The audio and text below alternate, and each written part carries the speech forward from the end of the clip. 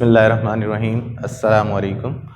अब हमारा दूसरा लेक्चर नंबर 2 है, चैप्टर नंबर 2 का। इसके अंदर हम लॉ ऑफ डिमांड की डेफिनेशन, शेड्यूल और डिमांड कर्व वगैरह को डिस्कस करेंगे। अच्छा, लॉ ऑफ डिमांड क्या है? हमने पहले भी इसको शुरू किया था। लॉ ऑफ डिमांड सिंपली हमें ये बताता है कि if the price of certain commodity goes up, the quantity demand of that commodity goes down and vice versa, and there is a inverse relationship. हम यहाँ डेफिनेशन में एक छोटी सी लिखिए, if other things remain same. Other thing remain same का मतलब है ceteris paribus condition. Other things remains same का मतलब है अजम्पशन। इकोनॉमिक्स के जितने भी लॉज हैं ना, देखें ये इकोनॉमिक्स के जितने भी लॉज हैं ये किस पे बेस करते हैं? अजम्पशन पे बेस करते हैं, क्योंकि इकोनॉमिक्स क्या है? सोशल साइंस है। इकोनॉमिक्स हमारी सोशल साइंस है, और सोशल साइंस क्या होती है? जो ह्यूमन से रिलेटेड है, जो ह्यूमन से रिलेटेड है, इंसानों से रिलेटेड है, तो इसलिए हम इसको सोशल साइंस कहते हैं। और इंसानों के जो बिहेवियर्स हैं वो पर्सन टू पर्सन वेरी करते हैं। पर्सन टू पर्सन वेरी करना या पर्सन टू पर्सन चेंज होते हैं, इसलिए एक साइंस होती है, साइंस बेस करती है फैक्ट्स एंड फिगर पे, जो तमाम सर्कमस्टेंसेस में सेम रहेंगे। ठीक है, उसके लिए साइंस के लॉ डेवलप होते हैं और उनकी सर्टेन चीज़ें सेम होती हैं। ठीक है, यहाँ पर जब हम सोशल साइंस की बात करते हैं तो सोशल साइंस डील करती है सोसाइटी से, और सोसाइटी कंसिस्ट होती है इंसानों के ऊपर, ह्यूमन बीइंग्स के ऊपर, इंडिविजुअल्स के ऊपर। जब हम ये बात करते हैं सोसाइटी की, तो सोसाइटी में लोग रहते हैं, और इकोनॉमिक्स के तमाम लॉ जितने भी हैं वो consumer, buyer, seller, firm, government, इनसे रिलेटेड है। जब इनसे रिलेटेड हैं तो ये तमाम लोगों के जो बिहेवियर हैं, ये बिहेवियर साइंस है, तो ये behaviour person to person change होते हैं। अब ये पर्सन टू पर्सन चेंज होना या वेरी होना, इसका मतलब क्या है कि देखिए, एक चीज़ मुझे पसंद है, मे बी आपको पसंद ना हो। एक चीज़ में भी आप पसंद करते हैं, मुझे पसंद ना हो। एक कलर आप पहनना पसंद करते हैं, शायद आपके घर में दूसरा बंदा पहनना पसंद ना करे। एक कलर आपके घर में कोई दूसरा पसंद करता है, उस तरह का ड्रेस आप, तो आपके घर में भी जो चॉइसेस हैं या उनकी पसंद या नापसंद, उनकी प्रेफरेंसेस हैं, वो पर्सन टू पर्सन डिफरेंट है। तो हम जितने भी इकोनॉमिक्स के लॉ बनाते हैं ना, क्योंकि एक सोशल साइंस है, तो वो सर्टेन कंडीशंस पे बेस करते हैं। उन सर्टेन कंडीशन को इकोनॉमिक की टर्म के अंदर, जो जितने भी आप इंशाल्लाह आगे भी स्टडी में बुक पढ़ेंगे, उसके लिए वर्ड यूज हो रहा है ceteris paribus condition. सर्टस paribus condition मतलब क्या है कि इकोनॉमिक्स के लॉ अप्लाई होंगे, लेकिन उनके लिए सर्टेन थिंग्स का रिमेन सेम होना, एक जैसा होना ज़रूरी है। तो इकोनॉमिक्स के सारे लॉ अप्लाई होंगे, मगर उनके लिए कंडीशंस है कि भाई ये चीज़ें हमारी कांस्टेंट रहें। तो इसलिए हम इकोनॉमिक्स को क्या कहते हैं कि भाई if other things remain same. बात ही हम पहले ये कह रहे हैं कि अगर अदर थिंग्स रिमेन सेम है, सर्टस पैरिबस कंडीशन है, तो the price of a product higher, the quantity demand of the product lower. अगर सिंपली सी बात, प्राइस बढ़ेंगे तो क्वांटिटी डिमांड क्या हो जाएगी? उसकी कम हो जाएगी। क्लियर है? अच्छा, and vice versa. Vice versa मतलब कि अगर प्राइस कम होंगे तो क्वांटिटी डिमांड क्या हो जाएगी? कम हो जाएगी, और अगर प्राइस बढ़ेंगे तो क्वांटिटी डिमांड बढ़ेगी। और प्राइस और डिमांड के दरमियान जो हमारा रिलेशनशिप है, वो रिलेशनशिप है इनवर्स, यानी कि दोनों अपोजिट चलते हैं। तो ये हमारा इनवर्स रिलेशनशिप है प्राइस और क्वांटिटी डिमांड के दरमियान। अच्छा, अब हम एक चीज़ डिस्कस कर रहे हैं भाई, बहुत हम शेड्यूल डिस्कस करेंगे डिफरेंट जगह पर। तो डिमांड शेड्यूल क्या होता है? एक सिंपल सा table. The table shows inverse relationship between price and quantity demand. Schedule क्या है भाई? एक सिंपल सा टेबल है जिसके अंदर हम प्राइस को और क्वांटिटी डिमांडेड को लेंगे।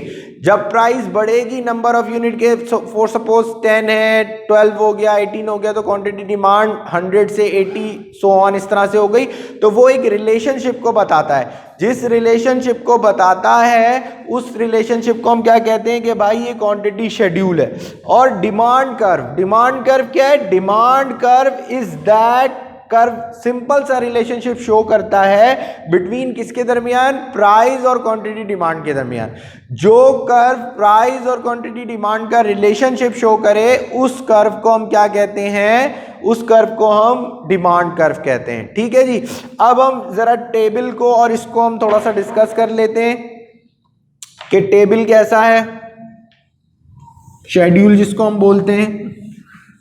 अच्छा, शेड्यूल के अंदर हम सिंपल क्या लेते हैं कि हमने यहां पर लिया किसी भी चीज की प्राइजेस को, और यहां पर हमने लिया क्वांटिटी डिमांडेड। ठीक है, प्राइस हम रुपीज में लेते हैं। तो अगर हम सपोज करें कि हमने एक चीज की प्राइस ले ली कि प्राइस आपकी है फॉर सपोज 50 है, तो उस चीज की क्वांटिटी डिमांड है 1000 यूनिट। अगर हम इस प्राइस को बढ़ा दें, इसको हम 100 कर दें, तो ये कम होकर 800 हो जाएगी। इसको हम और बढ़ा दें, इसको हम 150 कर दें, तो ये हमारी और कम होके 600 हो जाएगी। तो हमने अभी डेफिनेशन क्या पढ़ी थी? हमने डेफिनेशन ये पढ़ी थी कि डिमांड शेड्यूल सिंपल रिलेशनशिप बताता है प्राइस का और क्वांटिटी डिमांड का। अब अगर हम इसका ग्राफ को देख लेंगे या कर्व को देख लें, ठीक है, तो हम इसको डिस्कस कर रहे थे कि डिमांड शेड्यूल है और डिमांड का कर्व है। डिमांड शेड्यूल सिंपल सा रिलेशनशिप बताता है, एक टेबल को बताता है जिसके अंदर हम प्राइस को ले लेते हैं और किसको ले लेते हैं, क्वांटिटी डिमांड को। और डिमांड कर्व क्या होता है? एक ग्राफिकल प्रेजेंटेशन है उस चीज़ को ग्राफिकली प्रेजेंट करने के लिए। यहाँ पर हम इकोनॉमिक्स के अंदर अपनी चीज़ों को ग्राफ के थ्रू प्रेजेंट करते हैं और इसका सिंपल सा मकसद होता है कि चीज़ों को हम ईजिली अंडरस्टैंड कर सकें। ठीक है, अब अगर हम एक बहुत बड़ा टेबल बना दें, उसमें बहुत सारे नंबर्स होंगे, तो उसको अंडरस्टैंड करना कंपैरेटिवली थोड़ा सा मुश्किल होगा। अगर हम एक ग्राफ का ट्रेंड बता दें कि ये नंबर ऑफ ईयर है, ये सेल है, ये डिफरेंट चीज़ें, ये अप हो रही है, डाउन हो रही है, तो उसको इजीली अंडरस्टैंड कर सकते हैं। तो ऐसा कोई हार्ड एंड फास्ट रूल नहीं है ग्राफ बनाने के लिए कि आपको ग्राफ पेपर चाहिए, आप बॉक्सेस काउंट करें, नहीं। सिंपल सा आप देखें, आपने जितने भी, ये कॉम्बिनेशन कहलाता है। कॉम्बिनेशन मतलब कि इस प्राइस पे क्वांटिटी डिमांड आपकी ये है, इस प्राइस पे आपकी क्वांटिटी डिमांड ये है, और इस प्राइस पे 150 पे क्वांटिटी डिमांड ये है। शेड्यूल आपके अंदर अगर देखें, हमने डेफिनेशन में भी बात करी हुई है कि ये इनवर्स रिलेशनशिप को बताता है। इनवर्स रिलेशनशिप क्या है कि अगर प्राइस बढ़ेगी तो क्वांटिटी डिमांड कम होगी, और अगर प्राइस कम होगी तो क्वांटिटी डिमांड क्या होगी, बढ़ेगी। अच्छा, अगर हमने यहां पर हमने बना दिया इसका ये left to right downward sloping होता है। अब हमने यहां पर क्या करा कि ये 3 पॉइंट है A B C D, और ये D फॉर जो है यहां पर क्या है, डिमांड कर्व। अच्छा, ये A पॉइंट पे क्या बता रहा है कि अगर प्राइस 150 है तो क्वांटिटी डिमांड क्या है, 1000। अगर प्राइस कम हो रही है, जैसे ही प्राइस कम हो रही है तो अब कंपैरेटिवली पहले जितना खरीद रहा था उससे वो ज्यादा खरीदेगा। तो अगर प्राइस आपकी क्या हो रही है, प्राइस आपकी जब कम होगी तो क्वांटिटी डिमांड आपकी क्या हो जाएगी, बढ़ जाएगी। इसको थोड़ा सा हम करेक्ट कर लेते हैं।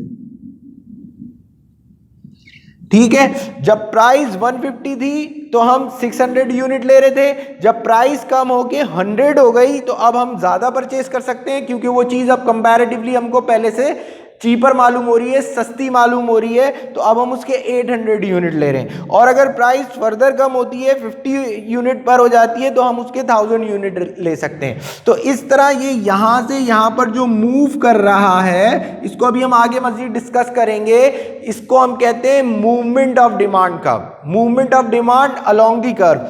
देखिए, दो चीजें होती हैं, एक होती है शिफ्टिंग, अभी इसको हम फर्दर मजीद डिस्कस कर लेते हैं। शिफ्टिंग ऑफ डिमांड और movement of demand, change in demand और चेंज इन क्वांटिटी डिमांड, ये दोनों चीजें आपके लिए जरा इसको अलग से समझना है, क्योंकि इसको एग्जाम में भी एग्जामिनर अलग से टेस्ट करता है। अक्सर ये क्वेश्चन आ जाता है, what is the difference between change in quantity demand और change in demand, and what are the effect of change in price और change in other than price factor. तो इसको हम समझ लेंगे इंशाल्लाह, कोई इतना मुश्किल चीज नहीं है। तो अभी आप सिर्फ ये देख लें कि जब प्राइस की वजह से, जब कीमत की तब्दीली की वजह से उसकी क्वांटिटी डिमांड में चेंज आए, तो उसको हम कहते हैं मूवमेंट ऑफ डिमांड। जब प्राइस की तब्दीली की वजह से, प्राइस के चेंज की वजह से उसकी क्वांटिटी डिमांड में चेंज आता है, तो उसको हम क्या कहते हैं, चेंज इन क्वांटिटी डिमांड। और अगर प्राइस के अलावा, प्राइस आपकी कांस्टेंट रहे, प्राइस के अलावा जितनी चीज़ें हैं उनमें चेंज आने की वजह से, उनमें तब्दीली होने की वजह से जब डिमांड चेंज होती है तो उसको कहते हैं change in demand, not quantity demand. Quantity के अंदर जो थोड़ा और ज़्यादा कम और ज़्यादा खरीदता है वो नॉर्मल कंडीशन है। लाइक आप लेने गए कोई चीज़, वो नॉर्मली आप कोई चिकन खरीदने गए, वो नॉर्मली अगर आपको 200 पर केजी मिल रहा है, अगर वो बोले कि यार ये 150 हो गया तो मे बी आप थोड़ा सा उसकी क्वांटिटी बढ़ा देंगे, 1.5 केजी ले लेंगे। तो जो थोड़े से प्राइस की चेंज की वजह से उसकी क्वांटिटी डिमांड में चेंज आता है उसको हम क्या कहते हैं, चेंज इन क्वांटिटी डिमांड, और उसकी वजह से सेम कर्व पे डिमांड मूव करती है। बट अदर फैक्टर्स की वजह से, लाइक फ्यूचर एक्सपेक्टेशन की वजह से, फैशन की वजह से, टेस्ट हैबिट की वजह से, जैसे अभी रमज़ान में सेम प्राइस पे क्वांटिटी डिमांड बढ़ जाएगी। जब आपकी सेम प्राइस में क्वांटिटी डिमांड ईद की वजह से या किसी और डिजास्टर की वजह से बढ़ जाती है तो उसको हम क्या कहते हैं, उसको हम कहते हैं चेंज इन डिमांड। और चेंज इन डिमांड में क्या होता है, चेंज इन डिमांड में ये होता है कि प्राइस आपकी सेम रहती है और पूरा का पूरा डिमांड कर्व अपवर्ड और डाउनवर्ड शिफ्ट हो जाता है। और वो क्या होता है कि सेम प्राइस पे अगर पहले 1000 यूनिट बिक रहे थे तो सेम प्राइस पे ही अब 2000, 3000, 4000 यूनिट में भी पॉसिबल सेल आउट होंगे। तो वो जो चेंज आता है वो अदर फैक्टर्स की वजह से आता है। उसको इंशाल्लाह हम अपने नेक्स्ट लेक्चर में कंप्लीट करेंगे और समझेंगे कि भी वो क्या अदर फैक्टर्स हैं और उसकी वजह से ग्राफिकल उसकी प्रेजेंटेशन किस तरह से होगी उसको हम करते हैं। अभी तक के लिए इंशाल्लाह इतना ही इसी लेक्चर में हम समझ रहे हैं। इंशाल्लाह इसको आप नोट कर लें। Thank you so much, thank you so much. अस्सलाम वालेकुम।